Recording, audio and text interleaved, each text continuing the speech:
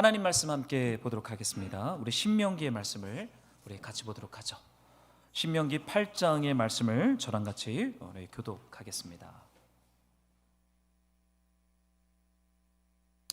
1절 제가 읽고 우리 교독으로 주님의 말씀을 봅니다. 저부터 1절. 내가 오늘 명하는 모든 명령을 너희는 지켜 행하라. 그리하면 너희가 살고 번성하고 여호와께서 너희의 조상들에게 맹세하신 땅에 들어가서 그것을 차지하리라. 내 하나님 여호와께서 이 40년 동안에 내게 광야 길을 걷게 하신 것을 기억하라.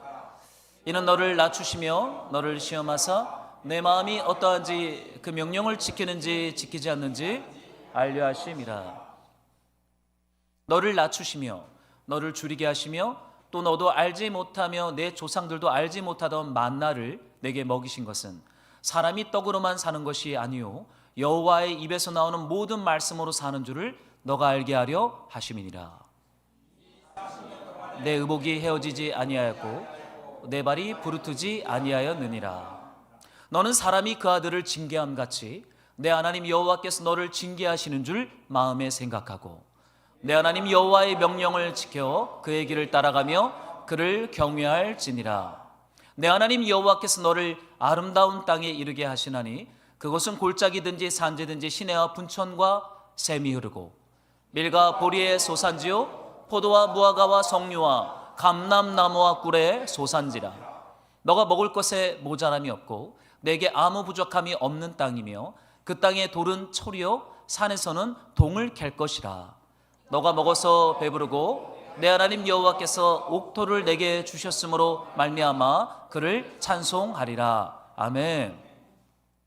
우리 말씀을 나누기 전에 앞뒤 좌우 우리 성도님들과 함께 평화와 축복 인사했으면 좋겠습니다. 하나님 당신을 사랑하십니다. 축복할까요?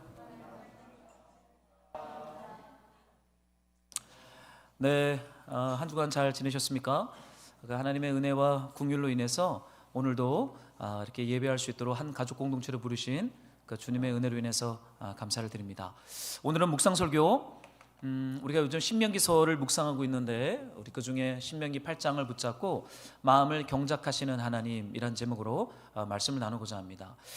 여러분, 사실 그런 생각을 합니다. 저는 이제 목회자하고 교회 개척을 하다 보니까 때로는 내 열정과 욕심이 앞설 때가 있는 것 같아요. 누구한테도 복음을 전하거나 전도할 때도 이것이 내 어떠한 열정이나 나의 어떠한 큰 계획이 앞서서 그것을 진행할 때가 있는데요. 하나님께서 일하실 때는요, 하나님이 창세전에 구원하기로 작정한 자를 하나님이 오랜 시간 준비하시고 주님이 작업하시고 기다리셨다가 때가 되매 그를 하나님의 성막으로 하나님의 언약 백성으로 부르시는 그 하나님의 은총과 은혜가 저와 여러분들을 여기까지 인도하셨고 예수를 주와 그리스도로 고백하게 하는 그 구원의 은혜를 주신 줄로 믿습니다. 여러분, 하나님이 구원하기로 작정한 그 일에 우리가 할 수 있는 일을 한 가지 하는 것입니다.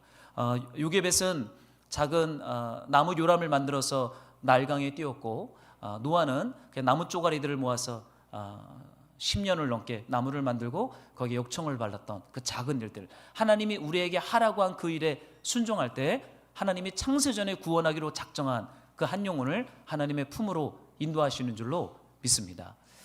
오늘은 마음을 경작하시는 하나님의 사역에 대한 말씀을 같이 나누려고 해요. 여러분, 예수님 믿는 게 여러분에겐 부담입니까? 아니면 즐거움입니까? 어떠세요? 부담과 의지를 들여서 예수님을 믿고 예배를 나오고 말씀에 순종하십니까? 여러분의 그 마음의 깊은 곳에 있는 동기는 혹시 뭔가요? 마치 교회 안 나가고 놀러 가면은 차가 망가질 것 같아서 예배 오십니까? 말씀에 순종하지 않으면 내가 하는 일들이 으그러질까봐 혹시라도 그런 두려움 때문에 말씀에 여러분 순종하십니까? 저도 뭐 그런 동기가 없지 않아 저도 있어요.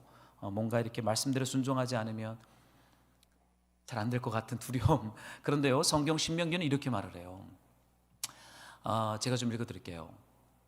이스라엘아, 내 하나님 여호와께서 내게 요구하시는 것이 뭐냐? 내 하나님 여호와를 경외하고 그의 모든 도를 행하고 그를 사랑하며 마음을 다하고 뜻을 다하여 내 하나님 여호와를 섬기고 내가 오늘 내 행복을 위하여 내게 명하는 여호와의 명령과 규례를 지킬 것이 아니냐. 저는 이 행복이란 단어를 하나님이 사용한 것이 참 독특해요. 행복은 우리 인간적인 거잖아요. 우리 인간이 행복하기 위해서, 여러분 행복하기 위해서 뭘 하세요? 뭘 할 때 행복을 느끼세요? 행복을 위해서 우리가 뭐 돈도 벌고 재테크도 하고 뭐 운동도 하고 좋은 것도 먹고 여행도 다니잖아요. 그런데 하나님께서 뭐라고 말씀하시냐면요, 우리가 부담스러워하는 게 뭐예요? 주님의 율법과 명령과 규례를 지키는 거. 이건 진짜 부담스러워요.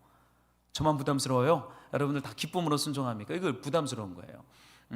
누가 왼뺨을 때리면 오른뺨도 대라 그러지, 누가 오리를 가자 그러면 십리를 가자 그러지. 왼뺨 때려보세요. 여러분 오른뺨 되겠어요? 소송이죠. 형사처벌이죠. 어떻게 오른뺨을 댑니까? 자녀한테도 못하는데요. 제가 애들한테 했다가 애들이 이렇게 확 소리를 지르면 저희한테 뭐가 확 올라와요. 조그맣게 하는 마음이. 우리는 못합니다. 율법은 부담스러운 거예요. 말씀드려서 하는 건 부담스러운. 그런데요, 하나님 뭐라고 말씀하셨냐면, 너의 행복을 위해서 하나님의 율법을 지키는 것이다. 하나님이 우리에게 율법을 주신 목적은 우리를 뭐 괴롭히거나 훈련시키거나 우리를 고난을 주고자 하는 것이 아니라 진짜 인간으로서 행복하게 살기 위해서. 하나님이 말씀하시는 행복은 거룩함이거든요. 근데 우리는 그 거룩함이 부담스러운 거예요. 그런데 거룩하고 말씀에 순종하는 길을 걸어갈 때 우리 인간은요, 있어야 할 자리에 있어서 안정감을 느껴요. 평화를 경험해요. 거기에서 만족을 경험해요. 행복을 경험한다는 거예요. 여러분, 신명기의 말씀이 우리에게 부담이 아니라 여러분의 진짜 행복한 삶, 행복한 가정, 행복한 교회로 주님이 우리를 부르시고 세우기 위해서 율법과 명령과 규례를 우리에게 주신 줄로 믿습니다. 하나님을 오해하지 않았으면 좋겠어요. 하나님 말씀대로 살지 않으면 뭐 고난을 준다거나, 뭐 하나님 이 말씀을 통해서 막 우리를 막 이렇게 연단하셔서 막 그런 것이 아니라, 하나님 진짜 우리에게 사랑과 기쁨과 행복, 거룩을 주시기 위해서 우리를 부르셨고 우리에게 말씀을 은혜 가운데 깨닫게 하시고 은혜로 순종하게 하는 줄로 믿습니다. 그러니까 하나님 오해하지 마시고, 여러분 하나님을 알아가면 알아갈수록 인간은 인간이 되는 거예요. 인간이 되는 유일한 이유는요, 우리는 흙덩어리에 불과한데 그 흙덩어리에 하나님이 생기를 불어넣어 생명이 되게 하는 참 인간이 되게 했어요. 하나님과의 사귐을 누리고 하나님의 말씀을 묵상하고 지킬 때 인간은 인간으로서의 자리에 있으면서 행복과 만족과 기쁨을 경험하며 복된 인생과 삶으로, 가정으로 세워지는 줄로 믿습니다. 주님이 이 일을 위해서 이스라엘 백성들에게 이제 말씀을 주셨어요. 그런데 중요한 건 뭐냐면 하나님을 자꾸만 오해하는 거예요. 그리고 하나님의 말씀을 불편해하는 거예요. 그리고 이 말씀대로 살면은 우리가 가난하게 살거나 고통을 당하거나 죽을지도 모른다는 두려움으로 인해 하나님을 계속 믿지도 않고 하나님을 불신하고 하나님의 말씀을 순종하지 않습니다. 그래서 하나님이 결정한 게 뭐냐면 이스라엘 백성들을 데리고 광야로 들어가기로 작정하신 거예요. 내가 이 친구들을 데리고, 내가 부른 이 친구들을 데리고 내가 광야로 들어가겠다. 그리고 하나님께서요, 광야로 그들을 데리고 들어갑니다. 광야의 목적이 무엇이겠습니까? 행복한 인간, 거룩한 인간, 행복한 가정, 거룩한 가정, 하나님이 기뻐하시고 만족과 즐거움과 찬송과 축복이 흘러가는 그러한 가정과 기업과 인간의 삶을 창조하기 위해서 하나님이 광야로 그들을 이끌어갔다라고 말씀하고 있어요. 여기 이런 말씀이 있는데요, 한번 여러분들이 이 2절의 말씀을 한 목소리로 한번 읽어보면 좋겠습니다. 함께 시작. 광야 길을 걷게 하신 것을 기억하라. 너를 시험하사 내 마음이 어떠한지 그 명령을 지키는지 지키지 않는지 알려 하심이라. 여러분, 광야에서 어떠한 일이 있었겠어요? 40년 동안 하나님이 사랑하고 하나님이 구원하기로 작정한 사람들을 부르셨거든요. 근데 그들과 40년 동안 광야 길을 걷게 하세요. 거기서 무엇이 있었습니까? 낮추셨대요. 하나님이 복주기로 작정한 자들을 낮추셨다라고 말하고 있습니다. 근데 여러분, 이 낮추셨다라는 것은 혼내는 단어가 아닙니다. 누군가가 잘못하면 우리가 형벌을 주잖아요. 야, 너 잘못했으니까 징역 6개월, 벌금 1,000만 원, 이런 형벌이 낮추시는 것이 아니에요. 하나님이 낮추셨다라고 사용된 이 단어는 가르치는 것입니다. 교육적인 단어예요. 하나님의 어떠한 뜻을 온전히 알기 위해서 주님이 낮추셨다. 형벌이 아니라 복을 주기 위한 하나님의 단어죠. 그러면서 주님이 여기 이런 말씀을 하고 있어요. 시험했다라고 말하고 있어요. 시험했다. 여러분 시험 좋아하는 분 계십니까? 시험 싫죠. 학생 때는 그 시험이 싫어서 빨리 20대가 되고 싶었는데 20, 30대가 되니까 더 어려운 시험들이 찾아오는 거예요. 그죠? 근데 여러분 여기서 말하는 이 시험은 제가 여러분의 말씀 노트에 적어놨지만 마음속에 있는 것을 드러내는 것입니다. 우리 마음속에 무엇이 있는지를 드러내는 것이에요. 여러분 이것이 광야에서 주님이 행하신 겁니다. 우리에게 무언가 하나님의 뜻을 가르쳐주기 위해서 우리를 낮추셨고 우리를 시험하셨는데 그 시험하신 것이 뭐냐면 유혹이 아니라 우리의 마음속에 있는 것을 빛 가운데 드러내는 시간들이 광야에서의 40년의 여정이었다는 거예요. 여러분 마음속에 뭐가 있어요? 여러분 마음은요 사실은 하나님이 마음을 뭐라고 말씀하시냐면 땅이라고 말합니다.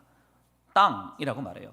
마태복음 13장에 가면 하나님의 말씀인 씨앗이 뿌려졌는데 그 땅 네 종류의 땅이 있는데 그 땅을 성경은 인간의 마음이다 또 세상이다라고 말해요. 근데 세상이라고 말해도요 세상은 인간들의 마음들이 모인 어떤 집합체가 세상이잖아요. 그러니까 근본적으로는 인간의 마음이 세상이에요. 즉 뭐예요? 마음속에 있는 것을 빛 가운데 드러낸다는 것은요 하나님이 그 마음 가운데 무언가를 담고 싶은 하나님의 열망이 있는 거예요. 근데 그걸 담고 싶은데 가득 차 있으니까 그걸 빛 가운데 드러내서 비우는 시간, 이 시간이 뭐였다고요? 광야 40년의 시간이었어요. 여러분 하나님께서 우리에게 복을 주시려면요 하나님이 우리를 구원하시려면요 우리가 진짜 행복하고 거룩한 위대한 민족, 큰 민족으로 주님이 우리를 빚어가시려면요 막 부으시고 채우시고 요구하는 그 시끄러운 어떠한 잡담의 소리가 멈추고 우리 마음을 주님이 빛 가운데 드러내서 비우시는 이 시간을 반드시 통과해야 하나님이 작정하고 창조한 행복한 땅, 좋은 땅, 열매 맺는 땅, 하나님이 말씀하신 약속의 땅으로 저와 여러분의 마음이 새롭게 되는 줄로 믿습니다. 여러분 광야는 낮추시고 그 마음에 있는 것을 드러내는 거예요. 그러니까 광야를 통과할 때 어때 그러는 거예요? 막 소리도 지르기도 하고 싸우기도 하고 막 하나님을 욕하기도 하고 막 가까이 있는 사람들을 원망하고 저주하기도 하죠. 왜요? 그것이 우리의 실존인 것을 드러내십니다. 그런 그곳에 주님이 하나님의 말씀을 채우기 시작하는 것이죠. 사무엘상에 이런 말씀이 있어요. 제가 좀 읽어드릴게요. 내가 보는 것은 사람과 같지 아니하니 사람은 외모를 보거니와 나 여호와는 중심을 본다. 여러분 하나님은 인간의 중심, 마음을 다루어 가시는 분이세요. 여러분 우리가 예수님을 믿고 평생에 하나님께서 우리에게 복 주시는 그 여정 가운데 주님이 집중하시는 영역은요 사람의 중심, 그 마음을 빛 가운데 드러내고 채우지 말할 것들이 채워진 것을 비우고 하나님이 진짜 말씀의 씨앗이 뿌려졌을 때 뿌리를 내리고 열매를 맺을 수 있는 좋은 땅으로 저와 여러분의 마음을 이렇게 빚어가십니다. 이것이 뭐예요? 하나님이 구원하기로 작정한 자들에게 주시는 하나님의 축복이요 복이요 생명인 줄로 믿습니다. 여러분 저는 주님이 우리의 마음을 다루어 간다고 믿어요. 2024년 새해가 되면서 하나님의 율법과 규례와 말씀을 기뻐하고 사랑하고 즐거워할 수 있는 그런 좋은 땅으로 우리의 마음을 주님이 경작을 시작하셨고 기경하고 있다라는 것을 좀 받게 됩니다. 여러분 광야에서는 낮추심과 시험 마음에 있는 것을 드러내셨어요. 그리고 또 한 가지 주님이 하십니다. 여기 제가 이 말씀을 적어놨는데 8장 5절입니다. 여러분들이 좀 한번 읽어주시면 좋겠어요. 시작. 너는 사람이 그 아들을 징계와 같이 내 하나님 여호와께서 너를 징계하시는 줄 마음에 생각해라. 광야에서는요 하나님이 우리를 돌보셨어요. 만나와 메추라기로 의복이 헤어지지 않았고 발이 부르트지 않았다. 하나님의 적극적인 돌봄과 사랑과 돌보심이 있었어요. 근데 또 하나 있었습니다. 그것이 뭐냐면 징계입니다. 낮추심, 시험, 돌봄, 그리고 징계죠. 여러분 징계라는 단어를 묵상할 때 여러분 안에 어떠한 마음이 드세요? 여러분 징계는 잘못된 것을 바로잡는 거예요. 여러분 히브리서에 가면요 이런 말씀이 있어요. 징계는 다 받는 것이거늘 너희에게 없으면 사생자요 친아들이 아니다. 여러분 징계의 목적은 형벌이 아닙니다. 벌책이 아닙니다. 징계는요 사랑하는 내 아들이기 때문에 내 자녀이기 때문에 내 사랑하는 아들과 자녀가 바로 잡혀서 하나님이 말씀하신 이 풍성한 행복과 거룩을 경험하게 하기 위해서 주님이 바로잡아 주는 것이 뭐예요? 징계예요. 여러분, 우리가 죄를 짓고 막 살아요. 하나님의 말씀대로 살지 않아요. 불법을 행해요. 그런데도 내 삶에 아무런 일이 되지 않고 계속 그 일이 진행이 돼요. 여러분, 그것이 복입니까? 저주입니까? 한번 물어봅시다. 이게 복입니까? 저주입니까? 저주겠죠. 제가 금요일날 좀 잠깐 나눴지만, 제가 저희 상가 이제 그 관리단을 조직하고 있습니다. 이제 상가 운영이나 이제 관리비를 한 20%에서 30% 삭감하는 걸 목표로 지금은 외주 관리업체 다 맡겼거든요. 근데 이제 8층 사장이 저한테 부탁을 해서 이제 자가 운영으로 관리단에 대해서 이제 관리단을 좀 만드는 작업을 하고 있어요. 그래서 관리비를 어떻게 낮출 것인가. 이제 그동안 외주 관리업체가 했던 계약서들 이런 걸 제가 다 이렇게 확인을 하고, 주차장도 외주의 나이스파크라는 곳에 계약을 해서 했던 그것들도 제가 다 읽어봤어요. 그러면 제가 이제 구정 이후에 전차 임차인들을 저희 교회로 모아서 이제 임원단을 뽑고 새로운 규약과 정관을 만들어서 관리비를 좀 줄이려고 하거든요. 근데 그러면 제가 발견한 게 있어요. 그게 뭐냐면, 원래 저희 주차장 저희도 한 달에 10만 원을 내고 있거든요. 근데 여기 있는 임차인들이 그걸 다 내고 있으니 8층은 차를 많이 써서 30만 원을 냅니다. 근데 그 주차 규약과 정관과 계약서에 의하면 수익이 발생했을 때 1%는 그 외주업체가 먹고 90%는 이 상가의 공익을 위해서 사용한다라는 정관과 계약서가 있었어요. 근데 이것이 한 4년이 지났습니다. 그래서 제가 관리회사한테 그것에 대한 수익과 지출 사용 내역을 저보고 제가 제출하라 그랬어요. 근데 이분들이 저한테 이제 제출할 수 없다 이렇게 돼버린 거예요. 그걸 왜 제출하지 못합니까? 구정 전까지 모든 자료 4년치를 제출하시오. 제가 이제 내용 증명을 보냈습니다. 그러면서 드러났던 것이 뭐냐면, 4년 동안 한 번도 90%의 수익이 이 상가의 공익으로 장기 수선 충당금이나 공동관리비에 삭감하는 건데 한 번도 사용된 적이 없다라는 거예요. 무엇입니까? 사적인 어떤 이익으로 그것을 가지게 된 것이죠. 근데 이것이 이번에 드러났어요. 그래서 제가 이제 이것이 문서화가 되면 제 개인적인 돈이 아니기 때문에 이제 부당 이익을 환수하는 소송까지 가려고 이제 여러 명들과 함께 이거를 좀 준비하고 있어요. 그러면 제가 깨달은 게 하나 있습니다. 여러분, 불법을 저지르고 하나님의 뜻대로 살지 않을 때 하나님이 사랑하는 아들에게 주는 것이 뭐냐면 징계입니다. 징계는 형벌이나 벌책이 아니라 올바른 말씀의 길을 가지 않으면 그 끝은 뭐예요? 사망이에요. 그 끝자락으로 가지 않기 위해서 하나님이 뭐예요? 광야에서 그들을 바로잡는 거예요. 그렇게 가면 안 되라고 주님이 어떤 사건을 주세요. 그리고 주님이 깨닫게 하세요. 그리고는 어떻게 해요?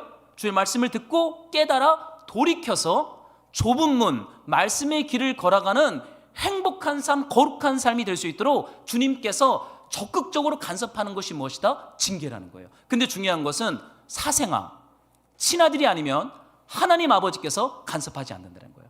그렇기 때문에 우리네 삶에 크고 작은 시험이 찾아올 때, 징계와 같은 나를 불편하게 하는 일들이 찾아올 때 우리는 잘 분별해서 이게 고난이냐 아니면 축복이냐 라는 정직한 질문 앞에서 그것이 나를 예수님과 말씀으로 가까이 인도 안 되면 그것이 무엇입니까? 하나님의 은혜요, 은총이요, 축복이라고 말하고 있어요. 여러분, 광야는 이런 것이 있는 것이에요. 그러니까 하나님이 우리를 낮추세요. 우리에게 진리와 지혜를 주시는 거예요. 주님이 우리의 마음에 있는 것을 드러내세요. 그래서 그것이 우상을 섬기고 있었던 것이면 주님이 어떻게 해요? 적극적으로 간섭하셔서 징계하세요. 그러므로 어떻게 돼요? 우리로 하여금 생명과 축복의 길을 걸어가도록 주님이 우리를 이렇게 몰아가신다는 거예요. 이것이 바로 우리 하나님 아버지의 은혜요, 사랑이요, 은총인 줄로 믿습니다. 저는 사랑하는 우리 성도님들의 삶과 가정과 그 기업 위에 하나님의 낮추심과 하나님의 시험과 하나님의 징계가 적극적으로 여러분을 강력하게 붙잡아 견인해 가시는 그 은총의 가정, 행복한 기업이 되시기를 예수님의 이름으로 축복합니다. 이게 광야에서 주어진 하나님의 축복이라는 거예요. 물론 저 같은 아빠는 저의 사적 감정으로 아이들한테 소리 지르기도 하죠. 제가 금요철하고 집에 갔는데 애들이 막 싸우고 있는 거예요. 그래서 제가 은혜를 잔뜩 받고 나서 싸우지 마 그러는데 계속 싸우세요. 어떻게 했겠어요? 제가 하이톤입니다. 제가 한번 소리를 쫙 지르면요, 애들이 경기를 일으켜요. 제가 소리를 지르고 만 거예요. 아유, 미안하죠. 그러니까 우리 큰딸이 방으로 문 쾅 닫고 들어갔어요. 그 다음날 아침이 돼도 제 얼굴을 안 봐요. 밥 먹어라. 제가 토요일 아침은 제가 밥을 차리거든요. 빵도 굽고 막 과일도 자르고서 아침밥을 다 준비해놓고 밥 먹어라 그러는데도 안 먹어 그러는 거예요. 제 문에 갔더니 문 열지 마, 말 걸지 마 종이를 탁 붙여놨습니다. 한글을 배운 이후부터 이제는 문에다가 그거를 써서 붙여놓는 거예요. 문 열지 마, 말 걸지 마. 똑똑, 사랑아 밥 먹자. 안 먹어. 사랑아 문 좀 열어줘. 말하기 싫어. 제가 어떻게 했겠어요? 아내랑 저랑 오은유랑만 빵과 커피랑 과일을 먹고 있었어요. 그래서 제가 어떻게 했겠습니까? 저희 딸이 좋아하는 게 있어요. 그거는 쫀득이라는 게 있습니다. 저희 동네 문방구가 있는데 난로에 거먹는 불량식품 쫀득이가 있어요. 제가 아침밥을 먹자마자 온유를 데리고 문방구에 갔어요. 쫀득이를 20개를 샀습니다. 20개를 딱 사고 제 집에 돌아왔습니다. 사랑아 쫀득이 20개 샀다. 안 먹어! 쫀득이를 제가 그 앞에 두고 모른 척하고 저는 이제 예배 준비로 제 방에 들어가서 예배 준비를 하고 살짝 봤더니 이제 쫀득이를 챙겨서 저희 1층 그 난로에 가서 그거를 다 굽고 있는 거예요. 그래서 아우 이제 좀 풀렸다. 여러분 사실 우리 인간의 징계는 주관적입니다. 그러니까 절대적이거나 객관적일 수 없어요. 부모일지라도 제가 저를 봐도 저는 주관적이에요. 제가 조금 불편하거나 열받으면 소리 지르는 거예요. 절대적이거나 객관적인 요소를 찾을 수 있는 이 땅에 부모가 누가 있겠어요? 여러분 자신감 있습니까? 그런데 하나님 아버지는 그런 분이 아니세요. 하나님의 징계한다라고 말할 때는요 절대적입니다. 객관적이에요. 진리예요. 그 징계는 문 열지 마, 하지 마 이렇게 소리 지를 수 있는 우리 주관적인 불평이 힘을 얻을 수 있는 왕노릇할 수 없는 진리예요. 그렇기 때문에 그 징계가 우리를 찾아올 때는 아 내가 하나님의 아들이었구나.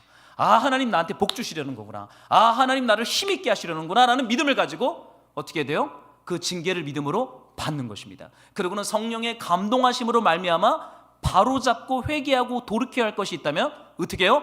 빨리 신속하게 시간을 끌면 끌수록 누구 손에? 내 손에니까 빨리 주님 앞에 돌이키는 이런 복된 은혜가 여러분의 삶 가운데 있기를 소망해요.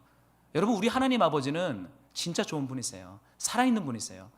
그분은 진리세요. 창조주세요. 그분이 우리를 징계할 때는 생명인 것이죠. 행복인 것이죠. 그 하나님을 오해하지 않았으면 좋겠어요. 너의 행복을 위하여 내가 율법과 명령과 규례를 지키라고 준 것이다. 십계명을 준 것이다. 너희를 피곤하게 하거나 올가매려고 하는 것이 아니라 너희의 행복을 위하여 내가 준 것이다라고 하는 이 위대한 하나님의 계획과 비전이 여러분의 가정과 여러분의 모든 대소사를 견인하는 이러한 말씀의 열매가 충만한 한 주 한 해가 되기를 예수님의 이름으로 축복합니다.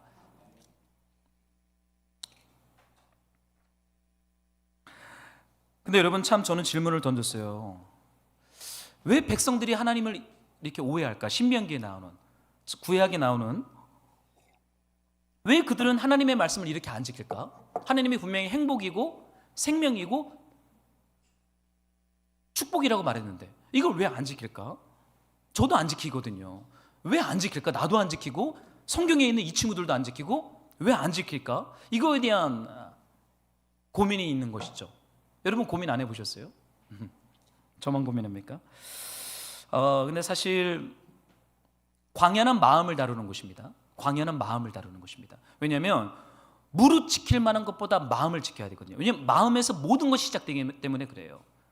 우리 눈에 보이는 모든 가시적인 결과들은 마음에서 시작이 되었습니다. 그렇기 때문에 마음이 다룸을 받아야 돼요. 그래서 주님이 광야로 인도했어요. 광야는 마음을 다루어요. 낮추시고 시험하시고 징계라는 방식을 통해서.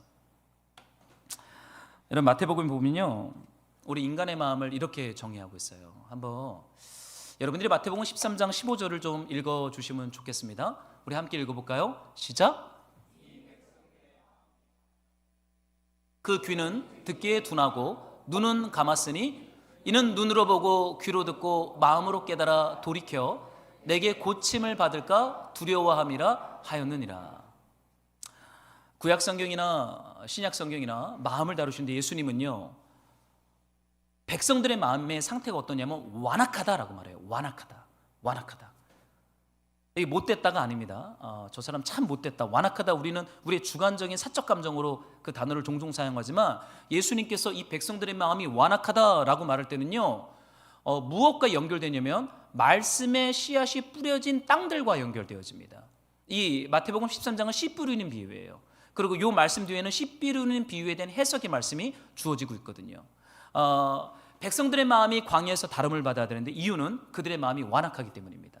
여러분, 이 완악하다라는 단어는 제가 여러분의 말씀 노트에 적어놨지만 두껍게 되었다, 무겁게 되었다, 그리고 무감각하게 되었다. 여러분, 돼지가 독사에 물리면 독이 옮을까요, 안 옮을까요? 다 아시죠? 독사는 돼지를 못 이깁니다. 독사가 돼지를 물어도요, 독이 퍼지질 않아요. 그 이유는 지방이 두껍기 때문에 그래요. 그러니까 고통도 못 느끼고, 독사가 돼지발을 딱 물잖아요. 그럼 돼지가 어떻게 하겠어요? 잡아먹습니다. 아주 맛있게 먹어요. 근데 우리 인간에게 물리면 어떻게 돼요? 아프죠. 우리는 금방 독이 퍼져서 위험해질 수 있습니다. 근데 돼지는 그 지방이 두껍기 때문에 사악한 것이 와서 물어도 느끼지 못해요. 두껍기 때문에. 무감각해진 것을 성경은 뭐라고 말해요? 완악해졌다라고 말해요. 모릅니까? 백성들의 마음이 두꺼워졌다라는 거예요. 마음이 되게 두꺼워졌다, 무거워졌다. 그래서 마음이 무감각해진 거예요. 아무것도 못 느껴요. 고통도 못 느끼고, 슬픔도 못 느끼고, 저주도 못 느끼고, 축복도 못 느껴요. 기쁨도 못 느끼고, 행복도 못 느껴요. 이게 마음이 두꺼워진 상태, 완악함이라고 예수님께서 말하고 있어요. 말씀의 씨앗이 뿌려졌는데 왜 열매를 못 맺냐? 그 마음의 땅의 상태인 마음이 완악하기 때문이에요. 그걸 세 가지의 비유를 통해서 완악한 마음을 우리 예수님이 설명하고 있죠. 저는 우리의 마음이요, 하나님에 의하여 경작되어지고 기경되어지고 두꺼운 것이 얇아져서 하나님의 말씀의 씨앗이 뿌려졌을 때 100배, 60배, 30배 열매를 맺는 그런 좋은 땅으로 저와 여러분의 마음이 기경되기를 소망합니다. 여러분, 성경에 이런 말씀이 있어요. 이 완악한 마음의 첫 번째 상태는 이것입니다. 길가인데 길가에 뿌려진 씨앗을 말씀하시죠. 근데 그 길가에는 인간의 마음의 상태를 가리킵니다. 그 마음의 상태가 어때요? 말씀을 듣고 하나님 나라의 복음을 듣고 깨닫지 못하는데 악한 자가 와서 그 마음에 뿌려진 하나님 나라의 복음, 천국 말씀을 빼앗아간다. 이것이 어떤 인간의 마음의 상태입니까? 길가예요. 여러분, 원래 사람은요, 하나님이 창조하셨을 때는 하나님을 기뻐하고 하나님을 사랑하고 하나님의 말씀을 기뻐할 수 있는 하나님의 형상과 모양으로 창조되었어요. 그런데 무엇입니까? 이것을 누가 빼앗아간 거예요. 훔쳐간 것입니다. 그것을 말씀의 기쁨을 빼앗긴 상태, 길가라고 말하고 있어요. 여러분, 어떠세요? 하나님을 기뻐하고 사랑하고 그 말씀을 묵상하는 것을 기뻐하는 그 기쁨이 있으십니까? 길가는 그 기쁨을 빼앗겨 버렸어요. 누구한테요? 원수한테. 이걸 빼앗버리게 되면 하나님 나라의 복음이 못 들어가요. 천국 백성으로 빚어지는 여정이 멈춰져요. 천국에 못 들어간다는 것이죠. 그 기쁨을 빼앗아갔습니다. 두 번째 상태를 주님 이렇게 말씀하세요. 한번 여러분들이 돌밭에 뿌려진 씨인데 이 상태를 해석의 말씀을 좀 읽어주세요. 시작.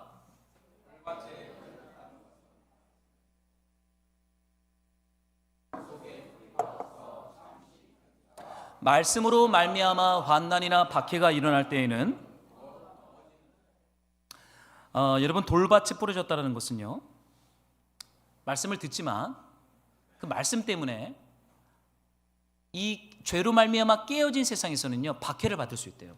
여러분, 우리가 말씀대로 살려면요, 박해가 있을 것입니다. 어려움이 좀 있을 수 있어요. 왜냐하면 세상은 하나님의 말씀의 방식을 불편해하거든요. 그래서 그 말씀의 방식으로 살면 불이익을 당할 수 있어요. 손해를 당할 수 있어요. 어려움을 좀 당할 수 있습니다. 근데 그럴 때 어떻게 해요?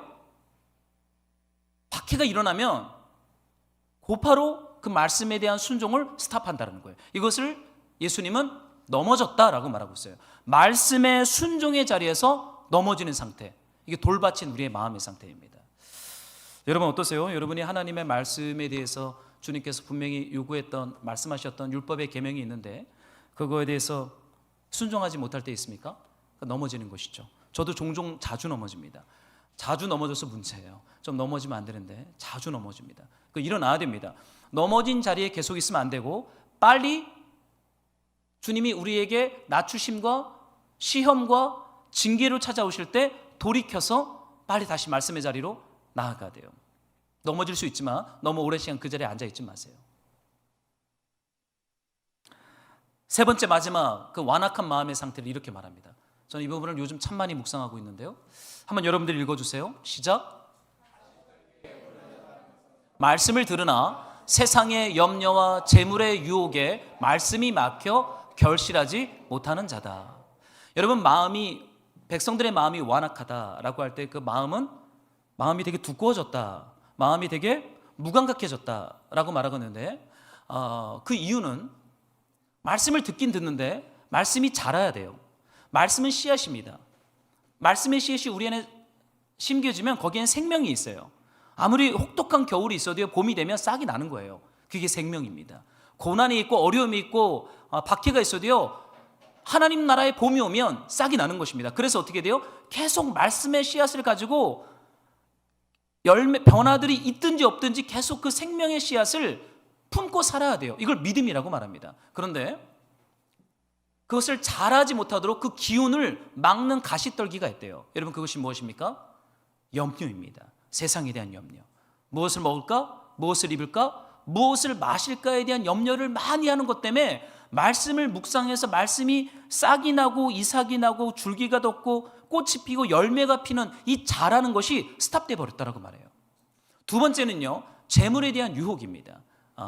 이 재물에 대한 유혹 때문에 말씀이 자라는 것이 막혔다라고 말하고 있습니다. 여러분, 성경은 돈에 대해서 부정적으로 말하지 않습니다. 돈도 하나님이 창조하신 피조물이에요. 하나님의 질서와 하나님의 지혜대로 통치하고 다스려야 할 영역입니다. 그런데 그 재물이 하나님의 자리를 강탈한 사건을 우리는 우상숭배라고 말해요. 그래서 이 마태복음 안에는 하나님을 대적하는 가장 강력한 우상을 예수님은 뭐라고 말씀하셨냐면 맘몬, 재물이라고 말했어요. 하나님과 재물을 겸하여 섬길 수 없다. 가장 강력한 우상은, 저는 성인 줄 알았어요. 음란이나 성이 가장 강력한 우상인 줄 알았는데 돈이라고 말하고 있어요. 이 돈이 하나님의 나라를 가장 위협합니다. 그래서 이 돈에 대한 유혹에 이끌려 다니면은 말씀이 막혀요. 말씀이 자라지 못해요. 그래서 이 말씀의 기쁨이 도둑질 당해요. 말씀에 대한 순종에서 넘어져 버려요. 말씀이 자라서 하나님 아버지의 마음과 하나님 아버지의 기쁨과 즐거움과 예수 그리스도의 장성한 분량에 동참하는 이 자라는 것이 멈춰버린다. 신앙의 세월이 길고 길어도 이게 중요한 것이 아니라 자라는 것이 멈춰버렸다. 이건 굉장히 위험한 완악한 마음의 영적인 상태죠. 여러분, 어떠세요? 저는 연초에 신명기 말씀으로 저녁 기도회를 하면서 동시에 말씀을 묵상하고 기도도 했지만 이 염려와 재물에 대한 걱정이 저도 사로잡았던 한 1월에 한 달이었던 것 같아요. 이제 개척 4년째 들었으면서 여러 가지에 대한 다가오지 않은 미래에 대한 염려와 계산들, 그래서 이 부분들을 내 인간적으로 어떻게 준비해야 될까에 대한 이것들이 저로 하여금 하나님이 가지고 있는 풍성한 계획과 하나님의 어떤 충만한 사귐을 방해하더라고요. 여러분, 염려, 우리 예수님 말씀하시기를 들풀을 보고 하늘에 나는 새를 보라고 말씀하세요. 주님께서 입히시고 돌보시고 먹인다라고 말씀하세요. 그래서 염려하지 말라고 말씀하십니다. 동시에 과도한 재물에 대한 욕심으로 인해서 말씀이 자라는 것을 방해받지 않도록 조심해라, 생각해라 라고 말하고 있어요. 여러분, 너무 재물을 깊이 묵상하지 마십시오. 사도 바울이 디모데에게 이렇게 말했어요. 6장에 우리가 먹을 것과 입을 것이 있은즉 족한 줄 알라. 부하려 하는 자들은 시험과 올무와 여러 가지 어리석고 해로운 욕심에 떨어지나니 곧 사람으로 파멸과 멸망에 빠지게 할 것이다. 너무 부하려고 하는 자들은 돈을 사랑함이 일만하게 뿌리가 되나니 이것을 탐내는 자들은 미혹을 받아 믿음에서 떠나 많은 근심으로써 자기를 찔렀도다.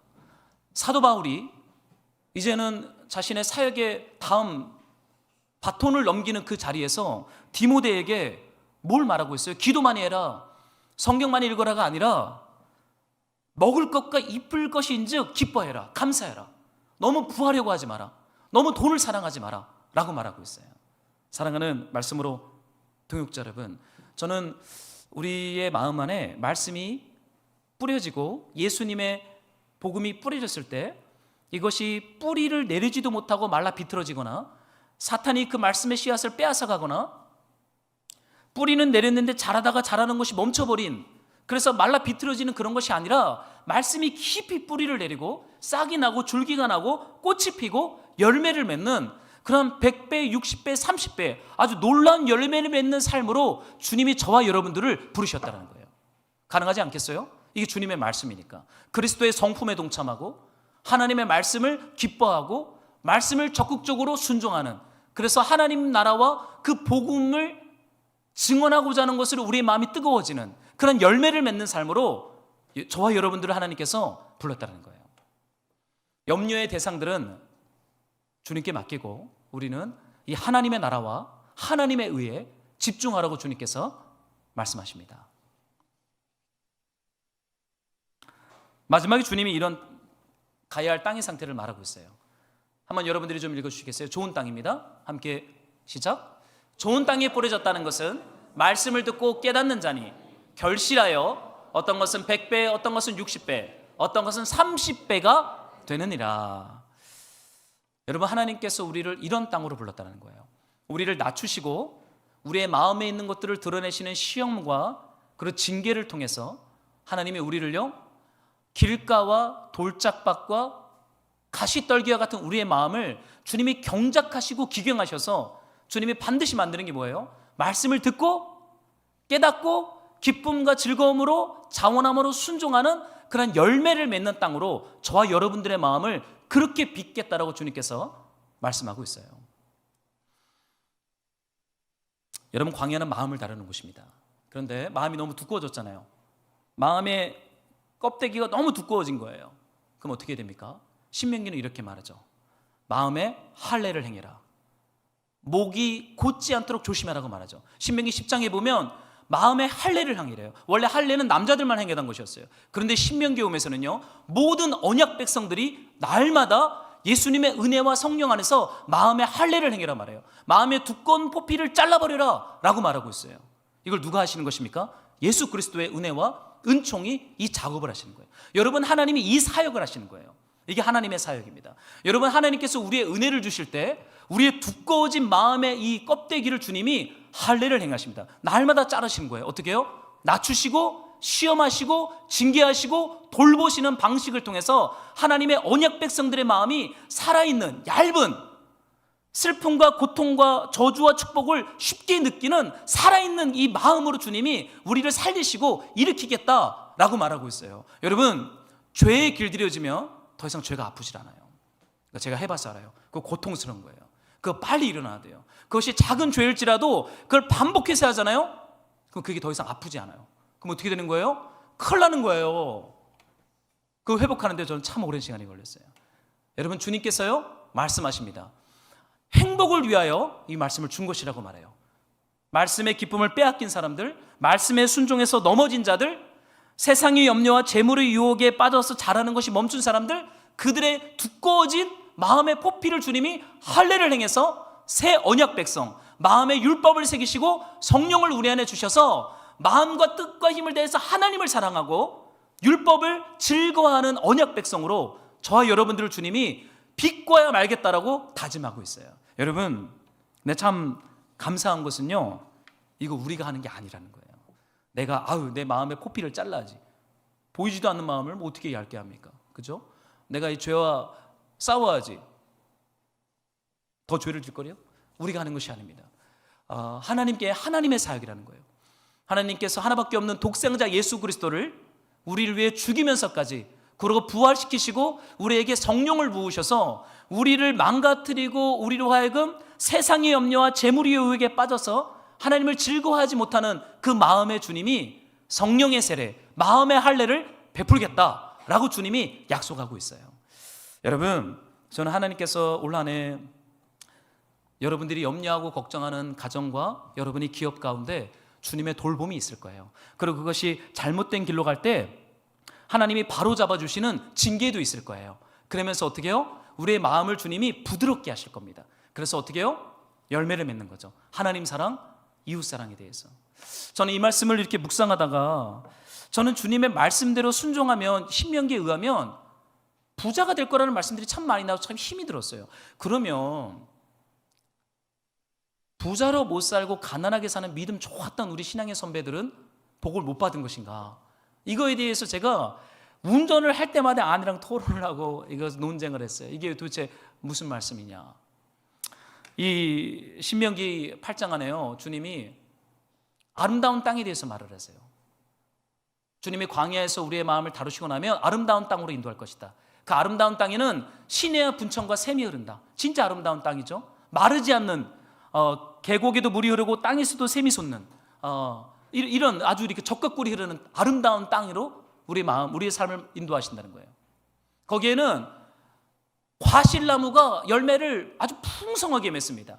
이 꿀은 벌꿀이 아니라 이 과실나무가 얼마나 당도가 높은지 꿀이 흘러넘치는 그러한 열매가 풍성한 나무로 주님이 인도한대요.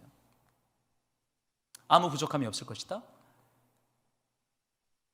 찬송이 그 백성들 안에 흘러넘칠 것이다. 이것이 아름다운 땅을 약속한 것이었어요. 여러분, 하나님께서 우리의 마음을 빚으시잖아요. 그럼 우리 안에 날마다 주님을 향한 믿음의 이 생수의 강이 계속 흘러넘칩니다. 동시에 주님께서 우리 안에 우리의 마음을 경작하여서 하나님의 말씀이 열매를 맺기 시작할 때 우리는 날마다 이 풍성한, 인색한 게 아니라 풍성한 성령의 열매를 맺습니다. 하나님에 대한, 그리고 이웃에 대한 그 사랑의 열매를 맺습니다. 그럼 마지막은 이거였어요. 찬송. 제가 이 단어를 찬송하리라, 그를 찬송하리라, 하나님을 찬송한다는 것인가? 그렇죠. 하나님을 기뻐한다는 거죠. 그러나 이 단어는 축복하리라라는 뜻도 있습니다. 축복하리라. 여러분, 하나님께서 우리의 마음을 빚으셔서 우리를 좋은 땅, 아름다운 땅으로 주님이 우리를 경작해서 하나님을 사랑하고 말씀을 기뻐하고 말씀을 순종하는 언약 백성으로 빚게 되면은 우리 안에 찬송, 축복이 있다라는 거예요. 그 축복이 무엇입니까? 하나님을 기뻐하기 때문에 그 사람 가까이 있는 사람들에게 축복하는 일들로 열매를 맺게 될 것이라고 말해요. 여러분, 창세기에 보면 야곱이 나와요. 야곱이 노년에 잃어버렸던 아들 요셉이 수레를 보내줘서 기운이 봇도다 그 수레를 타고 애굽으로 날아갑니다.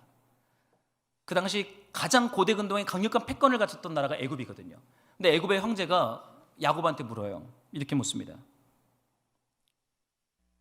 바로가 야곱에게 묻되 너의 나이가 얼마냐? 내 나그네 길의 세월이 130년입니다.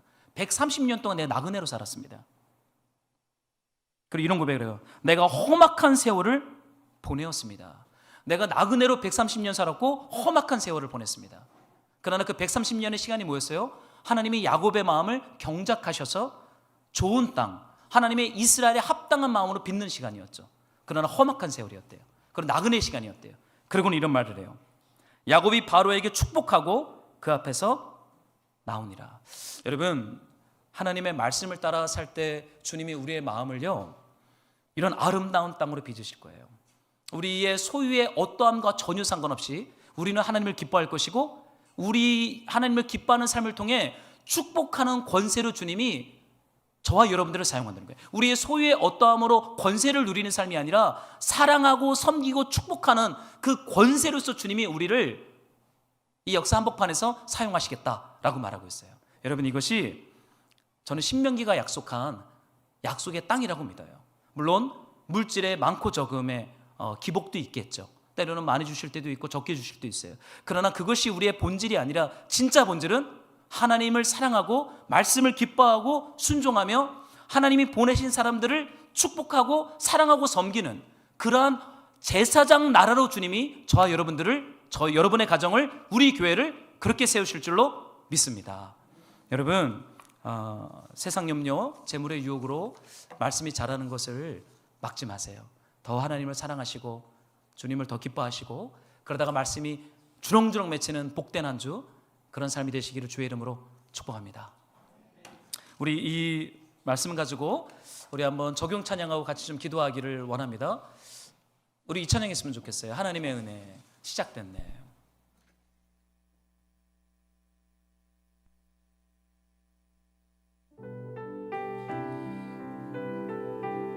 주신 말씀 붙잡고 주님 우리 마음에 은혜를 부으소서. 시작됐네 우리 주님의 능력이 나의 삶을 다스리고 새롭게 하네 자유하네 죄와 사망으로부터 나의 삶을 변하구나. 충만하네. 우리 한 번 더 고백합시다. 시작됐네 하나님의 능력이 시작됐네 우리 주님의 능력이 나의 삶을 다스리고 새롭게 하네 자유하네 죄와 사망으로부터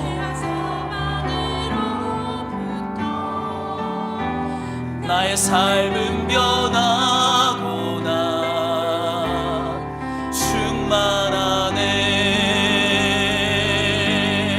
은혜로다 주의 은혜 한량없는 주의 은혜 은혜로다 주의 은혜 변함없는 신실하신 주의 은혜 은혜로다 하나님의 은혜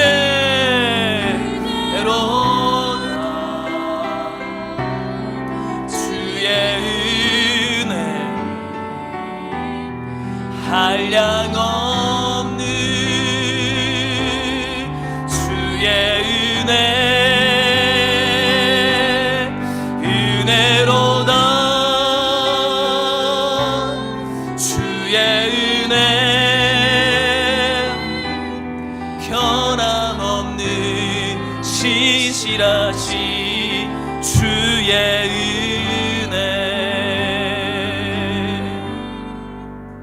하나님이 우리를 부르신 것은요 행복을 위하여 거룩을 위하여 만족을 위하여 안식과 자유를 위하여 부르셨어요. 그 말씀도 우리를 올가매는 것이 아니라 우리를 살리고 승리케 하고 힘있게 하는 목적으로 주신 하나님의 생명의 말씀인 줄로 믿습니다. 주님은 우리의 마음을 만지실 것입니다.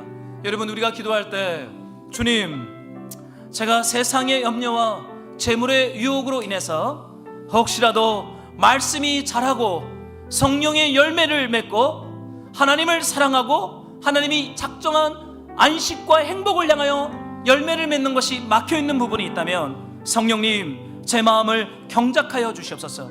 우리의 마음에 있는 것을 시험하사 빛 가운데 드러내시고 바로잡아 주신 하나님의 거룩한 징계로 주님 우리의 마음을 경작하시고 기경하셔서 100배, 60배, 30배 열매를 맺는 좋은 땅으로 우리의 마음을 스럽게 해달라고, 우리 가정 가운데 이 은혜를 달라고, 우리 교회 가운데 이 복을 달라고 우리 한번 같이 주신 말씀 붙잡고 주여 일창하고 믿음으로 기도하겠습니다.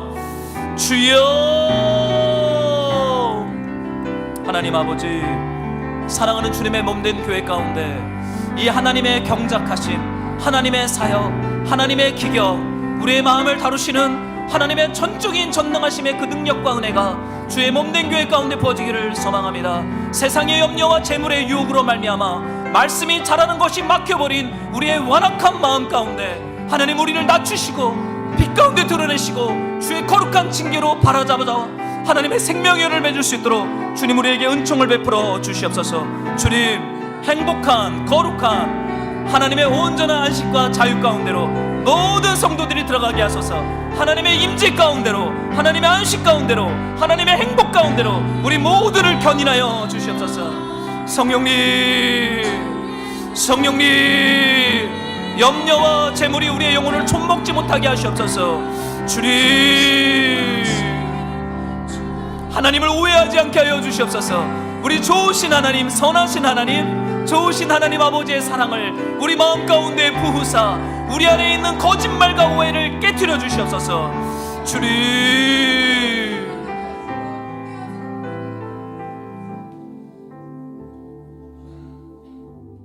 사랑하는 하나님 아버지, 하나님은 살아계시고 선하시고 그분의 말씀은 완전한 진리, 우리를 행복과 안식으로 인도하시는 진리의 말씀인 것을 고백합니다. 하나님, 우리의 마음 안에 모든 하나님에 대한 오해와 거짓말들과 비진리들을 빛 가운데 다 드러내시고 오직 하나님 아버지의 마음과 사랑과 그 생명의 말씀들로 우리 마음 가운데 말씀의 씨앗을 뿌려 주시옵소서. 세상의 염려와 재물의 유혹으로 이것이 자라는 것이 막히지 않도록 날마다 주님께서 경작하여 주시고 기경하여 주셔서 하나님의 주시는 이 열매들을 풍성히 맺는 그 생명의 복을 우리에게 허락하여 주시옵소서.